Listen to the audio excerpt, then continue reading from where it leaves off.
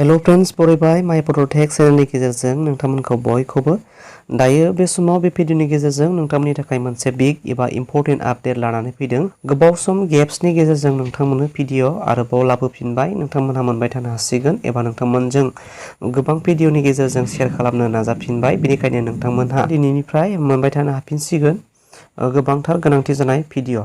बेनिखायनो नोंथांमोनखौ गिबियावनो रिक्वेस्ट खालामबाय जे नोंथांमोना चेनेलाव गोदानबा साबस्क्राइब खालाम, लाइक खालाम, हाजासे शेयार खालाम जाहाथे गुबुनखौबो नोंथांमोना मदद होनो हायो। दायो बे भिडिअनि गेजेरजों नोंथांमोननो गुबैयै मोननो गोनां आयदाया जाहैबाय बेवहाय स्टुडेन्टसफोरनि थाखायबो माखासे दङ। बेवहाय स्टुडेन्टसफोरनि स्कलारशिप एबा अफार जायनाखि मुख्यमंत्री निजुत मयना बे मोनसे स्कलारशिप हिसाबै एबा स्टुडेन्टसफोरनि 10 पास, एचएस पास आरो बेजों लोगोसे डिग्री पास एबा डिग्री फरायनायफोरनि थाखाय माखासे अफार्सफोर सिगाङाव आसाम बाजेट सेसनाव बिथांमोना सोसननानै लानाय बे मोनसे स्किममोन। बेनि सायावबो जोङो बे भिडिअनि गेजेरजों मिथिनानै लागोन आरो जोङो बेखौ मोननो थाखाय मा खालामनांगौ आरो माब्ला जोङो बेखौ एप्लाइ जागोन बेनि सोमोन्दै आरो क्राइटेरियानि सोमोन्दै जोंबो बे भिडिअनि गेजेरजों मिथिनानै लागोन। लोगोसे पीएम किसान एबा 17 इनस्टलमेन्टनि सायाव एबा मोनगोन एबा मोना दायो मा खालामनांगौ बेनि सोमोन्दैबो जों मिथिनानै लागोन। लोगोसे एसएससिनि एबा सीएमनिफ्राय नोंथांमोना मोननो गोनां सेल्फ हेल्प ग्रुपनि रां बेनि सायावबो नोंथांमोना गोबांथार नेनानै दङ एबा बेखौ माब्ला मोनमारगोन एबा खाथां जाबाय नामा जों बेनि सोमोन्दैबो मिथिगोन एबा बेनि सेलेक्सननि सोमोन्दै जोङो बे भिडिअनि गेजेरजों मिथिनानै लागोन। लोगोसे 1 लाख एबा 1 लाखनिफ्राय जागायनानै 5 लाखसिम जों मोननो गोनां आत्मनिर्भर स्किम जायनाखि इउथ स्किम बे सीएमनि इउथ स्किमनि सोमोन्दैबो जों बे भिडिअनि गेजेरजों सावरायगोन एबा बेजों लोगोसे नोंथांमोनखौ खावलायबाय जे नोंथांमोना चेनेलाव गोदानबा साबस्क्राइब खालाम, लाइक खालाम, हाजासे शेयार खालाम जे नोंथाङाबो गुबुनखौ मदद होनो हानाय बायदि। दायो नोंथांमोना बेवहाय नुनो मोनदों जे नोंथांमोना मोनसे फ्लेगशिप जे जायनाखि बाजेटआ जाहैबाय 2024 निफ्राय 2025 नि थिखांनानै लाजानाय एबा आसामनि बाजेट मोनसे बियो स्किम बियो फ्लेगशिप बेनि गेजेरजोंनो नोंथांमोननो फोरमायनानै होगोन जे एमएमएनएम जायनाखि नोंथांमोना बेनि भिडिअ सिगांनि समावबो नोंथांमोना एसे मोनबोखाबायमोन। दायो जोङो बेनि सोमोन्दैनो एसे नोंथांमोननिसिम प्रिपारेसन खालामनाय बायदि बे भिडिअनि गेजेरजों फोरमायनानै हरगोन आरो बेनि क्राइटेरियानि सोमोन्दैबो जों बे भिडिअनि गेजेरजों मिथिनानै मोनगोन। बेनो जाहैबाय एमएमएन आरो एम बे मुख्यमंत्री निजुत मयना बियो जाबाय स्टुडेन्टसफोरनि थाखाय आरो सोर मोननो हायो जों माबोरैहाय मोननो हायो बेनि क्राइटेरियानि सोमोन्दै जों मिथिनानै लागोन। बेजों लोगोसे जोङो बेवहाय दङ मुख्यमंत्री महिला उद्यमिता एबा अभियान बेनि सोमोन्दै नोंथांमोनहा 10,000 एबा सीएमआ होगोन होननानै बुंदोंमोन। माब्ला होगोन एबा बिनि थिराङा मामोन आरो बेखौ दानो जागायसिगोन नामा बिनि प्रसेसखौ जों बिनि सोमोन्दै मिथिनानै लागोन। बेनिफ्राय दङ 2.0 अरुणोदय एबा 3.0 जों मोननो गोनांमोन नालाय बेवहाय आसामाव गासै 53 माने लाख बेनिफिसारिसफोरखौ होनांगौमोन अरुणोदय। दा बिनिनो माखासे प्रसेसा जागायफिनगोन जोङो आफ्टार इलेक्शननि रिजाल्ट एबा 4 जुननि उनाव बेनि माखासे गोदान प्रसेसफोरा जाफिनगोन एबा बेनि सेलेक्सनफोरा जाफिनगोन नोंथांमोना उननि भिडिअनि गेजेरजों मोननो हागोन। बेनिखायनो नोंथांमोना जेब्लाबो चेनेलखौ सापर्ट खालाम आरो फल' खालाम, हाजासे शेयार खालाम। दायो नोंथांमोनहा बेवहाय नुनो मोनबाय जे जायनाखि एमएमएन आरो एम मुख्यमंत्री निजुत मयना स्किम बे स्किमनि गेजेरजों आसाम बाजेटआव बेवहाय 240 कौटि इम्पावारिं गार्लस चाइल्ड एडुकेशन माने वमेन्सफोरनि थाखाय एबा गार्लसफोरनि थाखाय एडुकेसननि माखासे हारखौ बांहोनो एबा बिथांमोननि सोलोंथाइखौ सोदांनो थाखाय बांसिनै बिथांमोनखौ इमप्रुभ खालामनो एबा जौगाहोनो थाखाय बिथांमोनहा बाजेटआव 240 कौटि इम्पावारिं हिसाबै बिथांमोनहा दैखांनानै लादों। आसाम बाजेटआव 2024 नि बाजेटआव माने 10 लाख गार्लस स्टुडेन्टसफोरनि थाखाय बेखौ अनलि गार्लसफोरनि थाखाय बिथांमोना होनाय जागोन होननानै बेहाय दैखांनानै लानाय जादों एबा बेनि इनिसियेटिभखौ बिथांमोना लानाय जादों। बेवहाय दङ 10 लाख गार्लसफोरनि थाखाय बेखौ सापर्ट खालामगोन फाइनान्सियेल हिसाबै। बेयो जाहैबाय मोनसे एडमिसन इनसेन्टिभ हिसाबै 10,000 होनाय जागोन बेवहाय जायफोरनाखि ओइचएसआव फार्स्ट इयार हिसाबै एडमिसन लागोन एबा मेट्रिक पास जानाय नोंथांमोननि थाखाय बेखौ 10,000 खरै बिथांमोना होगोन। बिनिफ्राय 12,500 बेखौ होगोननो बिनिफ्राय जायफोरनाखि फार्स्ट इयार ग्रेजुवेट खालामनो थांगासिनो दं एबा डिग्री फरायदों बिथांमोननि थाखाय बिथांमोना 12,500 रांखौ बिथांमोना होनाय जागोन। मानि गेजेरजों होननानै बुङोब्ला एमएमएन आरो एम मोनसे स्किम प्रधान मन्त्री मयना एबा निजुत मयना स्किम बे स्किमनि गेजेरजों बिथांमोना प्रोवाइड खालामगोन। बेनिफ्राय for a girl doing her post graduate first year post ग्रेजुएटफोरनि थाखाय मा होनना बुंदों 15,000 नोंथांमोना बेहाय नुनो मोनदों 15,000 नोंथांमोना मोननो हागोन।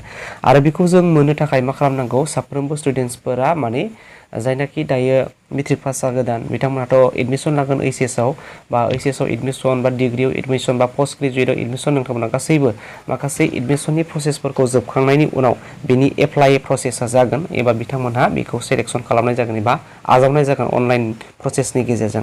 अब्ला नोंथांमोना उननि भिडिअआव बिनि माखासे प्रसेस एबा बिनि माखासे सेलेक्सननि सिस्टेमफोरखौ आरोबाव नोंथांमोना आपडेट खालामगोन माखासे भिडिअनि गेजेरजों नोंथांमोना नेनानै थाब्लानो जाबाय।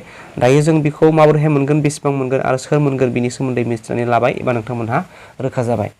दायो जों गुबुन मोनसे मिथिनानै लागोन एबा पिएम किसाननि सायाव नोंथांमोननि थाखाय दायो फोरमायनानै होनाय जागोन एबा पिएम किसाननि नोंथांमोना जायनाखि 16 इनस्टलमेन्ट नोंथांमोना बेखौ मोनखांबायमोन बिनिफ्राय नोंथांमोना मिथिनो लुबैदों जे 17 इनस्टलमेन्ट बे 17 इनस्टलमेन्टखौ नोंथांमोना गोबांथारानो कुइसन खालामदों एबा मिथिनो लुबैनानै दं मोनगोन एबा मोनला माबोरैहाय जागोन माब्ला मोनगोन एबा नोंथांमोना बेनि सोमोन्दै बे भिडिअनि गेजेरजों मिथिनानै मोननाय जागोन।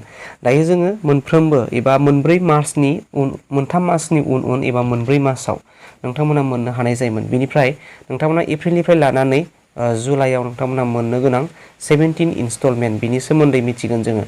दायो नोंथांमोना 17 इनस्टलमेन्टखौ मोनगोन जुलाइ दानाव जोङो मोननो गोनां नाथाय मोनगोन एबा मोना बियो खाथां नङा। मानो होनोब्ला जुन बे जुनावसो जोङो मा खालामगोन मोननो हागोन माखासे इलेक्सननि रिजाल्टनि उनाव आफ्टार माखासे प्रसेस गभर्नमेन्टनि प्रसेसफोरा सेटआप जागोन एबा बिनि उनावसो नोंथांमोना बेखौ मोननाय जागोन एबा जुलाइआव मोननो हागोन।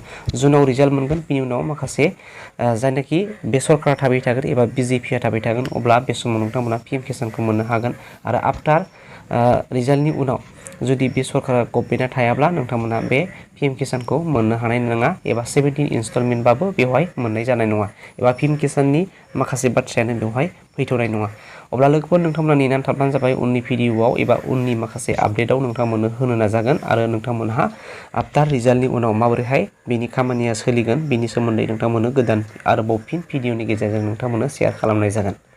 अब्ला दायो फैदो जोङो मिथिनानै लागोन एसएससिनि ग्रुप जायफोरनाखि मेम्बार्सफोरा सोद्रोमाफोरा साफायाव माने 10,000 खरै नोंथांमोना मोननो गोनां आरो बिनि सायाव गोबांथार मिथिनो लुबैनानै दङमोन नोंथांमोनहा गोबांथारानो माने गोसो बायदों जे इलेक्सननि सिगां मोननो हागोन होनदोंमोन बिनि उनाव जोङो मोनाखिसै आरो दायो इलेक्सना बारलांनोसै जोङो माब्ला मोनगोन बिनि सोमोन्दै मिथिनानै लानो जोङो गोबाङानो लुबैदों आरो गोबाङानो माखासे गोसो बायदों जे बियो थगायबायसो नामा थगायनायनि मोनसे स्किम बियो होननानै बुंदों नाथाय नङा जों बेखौ मोनगोन बियो राइट्स खोथा बियो जाहैबाय सम दङ दाबो मडेल कड अफ कन्डाक्टनि थाखाय एबा दाबो इलेक्सननि जोबनानै थाङाखै बिनि थाखायनो नोंथांमोना बेखौ दायो मोननाय जानाय नङा। मानो होनब्ला आफ्टार इलेक्सननि रिजाल्टनि उनाव गभर्नमेन्टनि प्रसेस एबा सेटआपफोरा माखासे मावजाखांनायनि उनाव मोनगोन नाथाय थेवब्लाबो जायनाखि सीएम आसामनि सीएमआ बिथाङा बुंदोंमोन जे आगष्टनि नोंथांमोनहा 15 आगष्टनि सिगां मोनगोन होननानै बुंदोंमोन।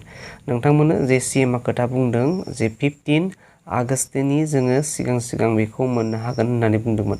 अब्ला जोङो जुलाइनिफ्राय लानानै नोंथांमोनहा बेनि प्रसेसखौ जागोन होननानै जों आसा खालामनो हायो एबा 15 आगष्टनिफ्राय जों मोनगोन एबा 15 आगष्टनि सिगां जों बेखौ मोननो हागोन जों बेखौ खाथां खालामनो हायो। मानो होनबा बिथाङा सिगाङाव जे बुंनाय लेखायै बेखौ मावनो हायाखैमोन मानो होनबा मडेल कड अफ कन्डाक्ट एबा इलेक्सननि थाखाय बिथांमोनहा बे प्रसेसखौ लानो हानाय जायाखैमोन। बिनिफ्राय स्टप जानानै थानाय इउथ स्किमनि माखासे अरेल टेस्ट एबा भाइभा एबा इन्टारभिउआ सोलिगासिनो दंमोन बेनि सायावबो माखासे गोबां अफिसियेल माखासे सोद्रोमाफोरा बेस्थ'तानि थाखाय बिनि माखासे प्रसेस जायनाखि इन्टारभिउ बेखौ लानो हानाय जायाखैमोन। बेबो फिन सोलिफिनगोन आफ्टार इलेक्सननि जानाखि रिजाल्ट मोनगोन बे रिजाल्टनि उनाव बेखौ जोङो 4 जुनाव जों मोनगोन रिजाल्टखौ इलेक्सननि रिजाल्ट जों जायनाखि मोननो गोनां बिनि रिजाल्टखौ जोङो 4 जुनाव मोनगोन। बिनि उनावनो लोगो इउथ स्किमनि जायनाखि इन्टारभिउ बेफोर गासैबो जागायफिनगोन।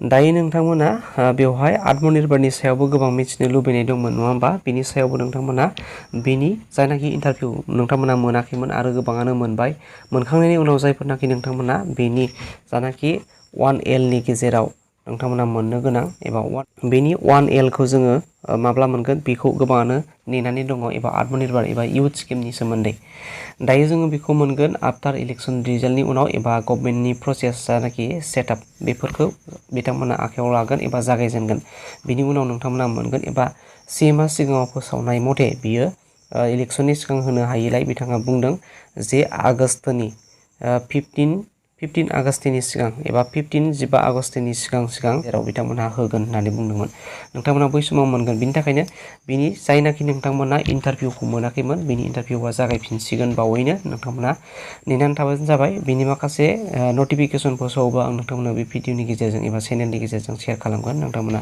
उननि भिडिअनि गेजेरजोंबो नोंथांमोना मोननो हागोन बिनि थाखायनो जेब्लाबो सापर्ट खालाम एबा चेनेलाव नोंथांमोना लोगोसे थाबाय थाब्लानो जाबाय अब्ला लोगोफोर नोंथांमोना एसेब्लाबो मिथिनानै मोनबाय बे भिडिअनि गेजेरजों अब्ला लोगोफोर थेंक इउ फर वाचिं बाय उननि भिडिअआव लोगो मोनफिनगोन।